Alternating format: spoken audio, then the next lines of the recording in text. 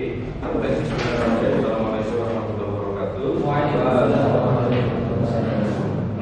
Baik, sebelum program kita mulai, kita dahului dengan pembacaan 5T. Sebiasa sekarang surat berapa dan ayat berapa?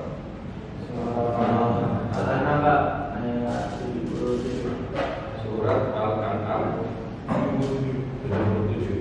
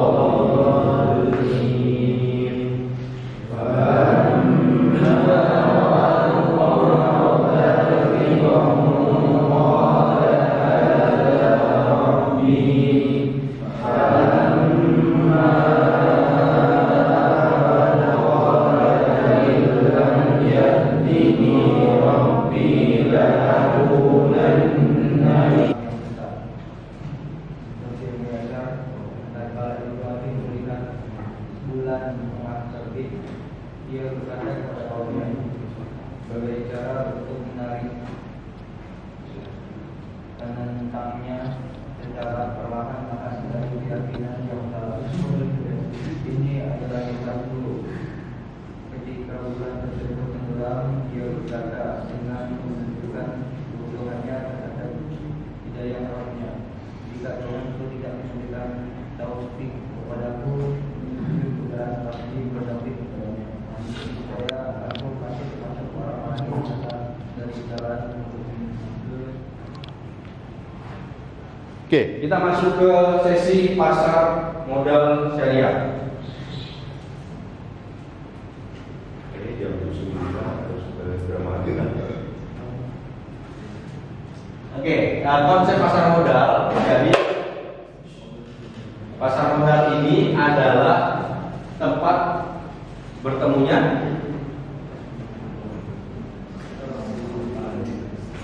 apa yang dimaksud dengan pasar?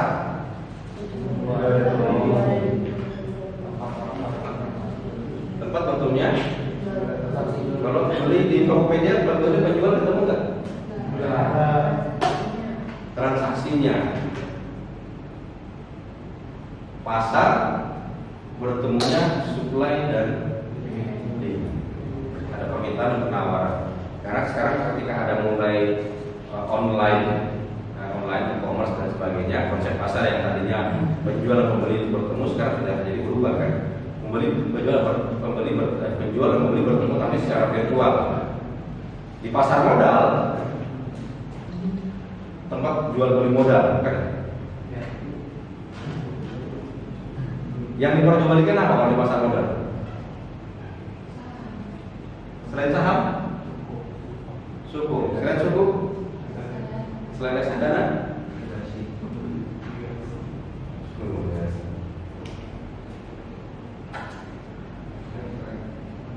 kan dinamakan bursa efek. Jadi efek itu adalah surat berharga, saling berharga disebutnya. Jadi pasar modal itu dia adalah bagi investor adalah sebagai sumber investasi, sementara buat perusahaan dia adalah sumber untuk pendanaan.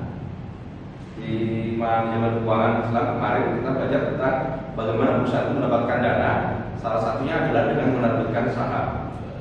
Selain dia pinjam ke bank, selain dia menerbitkan obligasi, atau dia nambah modal dari modal sendiri, nah dia menggunakan pasar modal sebagai tempat saya mengeluarkan surat berharga atau efek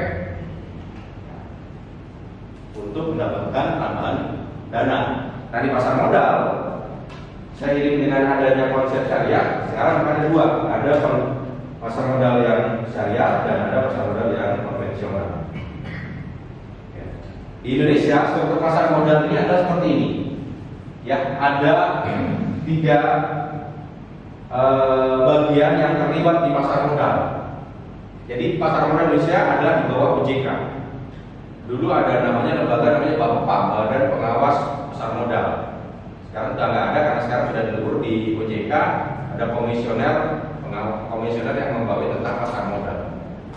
Nah, untuk pasar modal sendiri ini ada 3 perusahaan ya, yang mengelola administrasi kegiatan di dalam pasar modal, baik yang secara konvensional. Yang pertama adalah PT Bursa Efek Indonesia atau BEI, atau sering disebut PT IDX, Indonesian Exchange.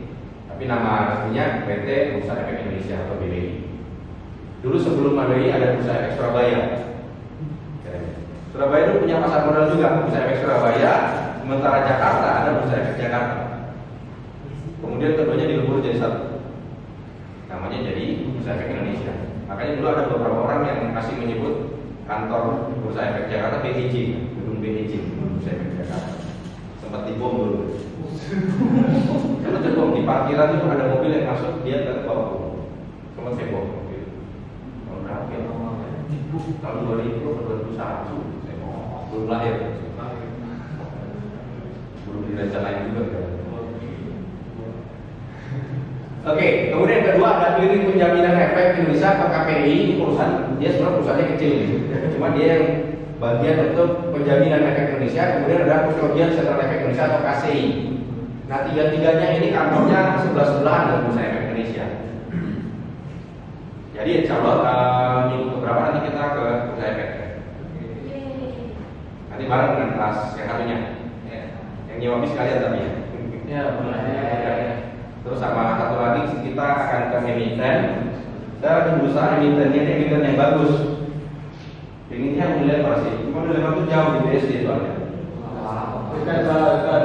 Seru deh kereta. Naik kereta. Lama naik kereta muter-muter aja. Kopi gitu dulu. Dari Sentul ke Bursa Efek berangkat jam berapa? Wah, kayak kereta itu. Bursa Efek itu kan tahu ya, dari di SCBD ya, sebelahnya Pacific Place gitu. Itu di Pacific Place. Kapan terakhir di Pacific Place? Belum pernah. Belum pernah.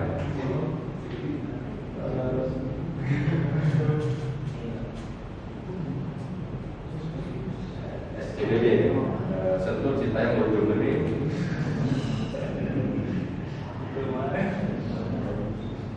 Oke, itu N0. Kemudian ada pelaku pasarnya apa? Pelaku pasar di sini ada perusahaan efek, kemudian lembaga penunjang, profesi penunjang, emiten dan investor. Sementara investor lain ada namanya BAPI, Badan Administrasi Pasar Modal Indonesia. Kemudian ada Dana Perlindungan Pemodal atau SPSIPF. Kemudian dari Indonesia Capital Market Institute atau ICMI di bagian edukasinya. Kemudian ada Indonesia Capital Market Electronic Treasury. Jadi perusahaan terkait dengan informasi pasar modal tersebut. Jadi dari struktur pasar modalnya saja di Indonesia sudah kompleks sekali. Karena transaksi di pasar modal kita itu bahkan orang mengatakan lebih besar dari transaksi di pasar real dalam satu kali. Makanya karena uang yang terlibat di sana banyak sekali, maka harus diatur secara baik. Ini yang tadi SRO, ada Bursa Efek Indonesia, ada Kustodian Sentral Efek Indonesia, dan KPI. Nah, untuk perusahaan efek, ada beberapa perusahaan efek di sini. Di sini perusahaan efek ada penjamin emisi efek, perantara pedagang efek, dan manajer investasi. Ini perusahaannya masing-masing. Penjamin emisi efek itu adalah perusahaan ketika perusahaan X dia mau go public. Maka sebelum dia go public, dia harus menunjuk perusahaan penjamin emisi yang bisa menjamin nanti ini saya mau go public. Tolong urusan saya ke go public diurus sama perusahaan penjamin emisi. Kalau jumlah saham saya tidak terjual semuanya, maka perusahaan penjamin emisi ini harus membeli sisanya. Dia menjamin, tapi dia dapat harga khusus di sana. Ya, nanti dia bisa jual lagi ke tempat lain. Yang kedua adalah perantara pedagang efek yang melakukan kegiatan usaha jual beli efek untuk kepentingan sendiri atau pihak lain. Nah, ini jadi semacam broker. Perusahaan sekuritas bisa juga dianggap sebagai broker. Ya, kalian punya MNC sekuritas, kalian punya import, punya ajaib, punya bibit. Sekarang ada apa? Takjub, saya juga ada namanya takjub. Ada perusahaan di pasar apa? Namanya takjub. Saya ingat ada ajaib itu. Kita bikin satu lagi, mustahil.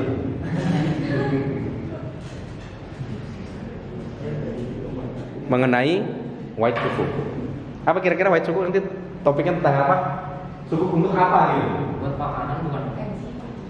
Haji sudah ada. Haji kan ada suku haji itu namanya SDHI. Suku Dana Haji Indonesia. Ini namanya Al-Khodamat. Apa asal katanya apa? Khodim. Khodam apa artinya? Khodim pembantu. Jin. Pelayan. Ya, khodam itu kan pelayan. Jin khodam, jin pelayan. Khodimat itu kan ART. Jadi itu dana pelayanan haji. Dana haji. Nah, white cukupnya apa kira-kira? Apa yang kira-kira identik dengan main?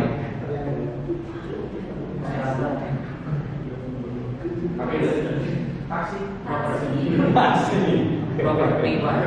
Saya mau bikin perusahaan nasi pakai suku ya. Properti bukan? Bukan. Kesehatan. Oh, hygiene. Jadi kesehatan. Untuk kesehatan.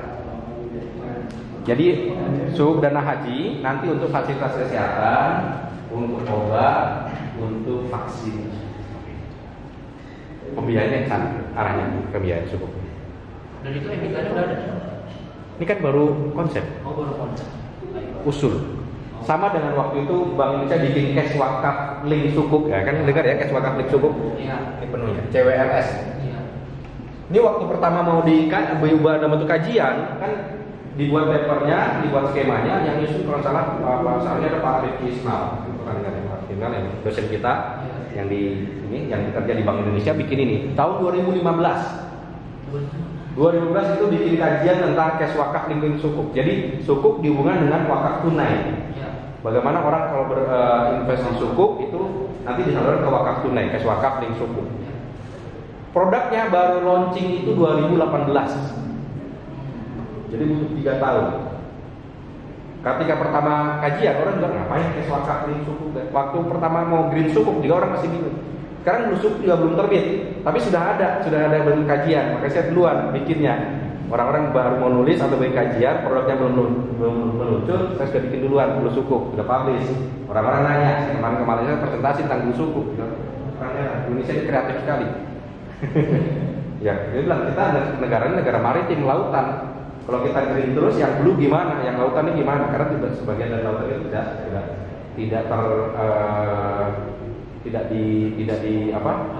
dirawat dengan baik. Gitu. Karena potensi laut kita kan besar sekali. Perikanan, lautan, sampai turis, pariwisata kan juga di laut juga besar. Karena kita tanya cash wakaf. Nah, cash wakaf kemarin 2022 ke awal 2023 dapat penghargaan Best Innovative Financial Product dari Islamic Development Bank, dari Bank Islam Dunia. Bahwa sukuk cash wakaf itu dapat penghargaan karena satu-satunya di dunia, dan itu kan laris ya, terbeli habis. Nah, dan salah satu inovasinya, misalnya kan untuk white sukuk untuk tujuan untuk healthcare, nanti buat obat, fasilitas kesehatan di Indonesia kan masih masalah juga fasilitas kesehatan. Ya, fasilitas kesehatan, BPJS kita juga masih bermasalah. Kemudian waktu kasus COVID, kita itu dengan jumlah penduduk 200 juta lebih tidak mampu memproduksi vaksin sendiri. Bikin vaksin merah putih kemana kabarnya? Bikin vaksin itu kan dananya besar. Riset dan developmentnya, laboratoriumnya. Akhirnya kita beli dari Cina, beli dari Moderna, beli dari apa? Pfizer, kemudian dari yang dari Cina apa? Sinovac dan sebagainya. Uangnya keluar kan banyak sekali ke sana. Kalau misalnya kita pakai skema sukuk untuk bikin vaksin sendiri, kan lebih aman. Tidak perlu ngasih sempat ngeluarin fatwa bahwa vaksin ini halal atau tidak. Kan banyak yang mengatakan vaksin ini apakah halal atau tidak. Idenya di sana. Kenapa dinamakan white sukuk?